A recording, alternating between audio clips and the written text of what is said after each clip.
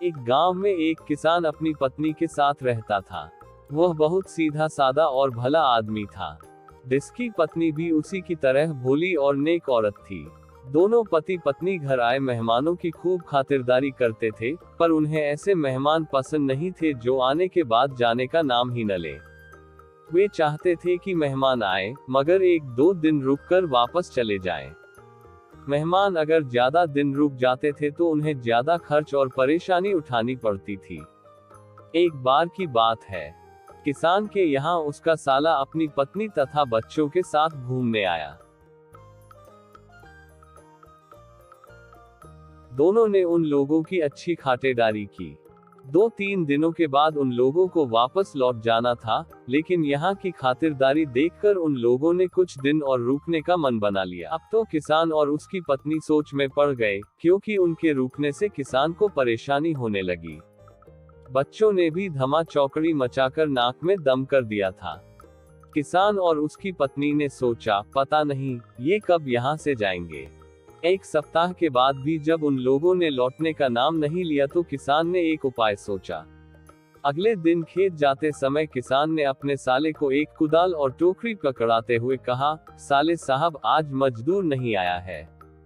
मेरे खेत के पास एक गड्ढा है, उसे मिट्टी से भरना है। जरा आप मेरे साथ खेत पर चलिए। मैं मिट्टी काट काट कर दूंगा और आप टोकरी में डालकर गड्ढे में भरते जाइएगा। ये सुनकर किसान का साला थोड़ा सकपकाया। चाहकर भी वह इनकार नहीं कर पाया। उसे किसान के साथ जाना पड़ा। किसान के खेत के पास एक गड्ढा था। हालांकि किसान को उस गड्ढे से कोई लेना देना न था, परंतु साले को सबक सिखाने के लिए उसने मिट्टी काटकर भरना शुरू कर दिया। मिट्टी ढो ढोकर कुछ ही देर में साले साहब का अंग अंग दुखने लगा। मारे भूख के पेट में चूहे कूदने लगे। रो धोकर उसे शाम तक मिट्टी उठानी पड़ी। लौटते ही उसने फैसला कर लिया कि अब वह यहाँ एक पल भी नहीं रुकेगा। उसने अपनी पत्नी को वापस चलने की तैयारी करने को कहा तो वह बोली, अभी क्या जल्दी है, अभी और 4-5 दिन रुको न, कितनी खातिरदारी हो रही है हमारी यहाँ। उसने मुंह बिगाड़ कर कहा, खातिरदारी हो रही है, मुझे नहीं रुकना यहाँ, तुम्हें रुकना है तो महीने भर रुको। मैं तो कल सुबह ही यहाँ से चला जाऊंगा। सुबह हुई तो साला बिना कुछ खाए पिए ही वहां से चल दिया। साले की पत्नी बच्चों के साथ अभी भी जमी हुई थी। उससे भी पिन छुड़ाना जरूरी था।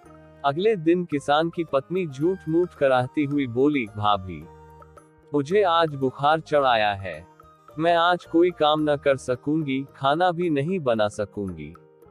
साले की पत्नी बोली, कोई बात नहीं, तुम आराम करो, मैं खाना बना लेती हूँ। ये कहकर वह उठी और रसोई में जाने लगी। रुको भाभी, किसान की पत्नी ने उसे रोकते हुए कहा, खाना बाद में बनाना, पहले घर द्वार की झाड़ू से सफाई कर लो, कुछ गंदे कपड़े पड़े हैं उन्हें भी धो डालना। 40 किलो गेहूं भी चक्की में पीसना है। साले की पत्नी काम में जुट गई। काम निपटाते निपटाते शाम हो गई। इस बीच वह भूखी प्यासी ही रही। भूख के मारे उसका बुरा हाल हो रहा था।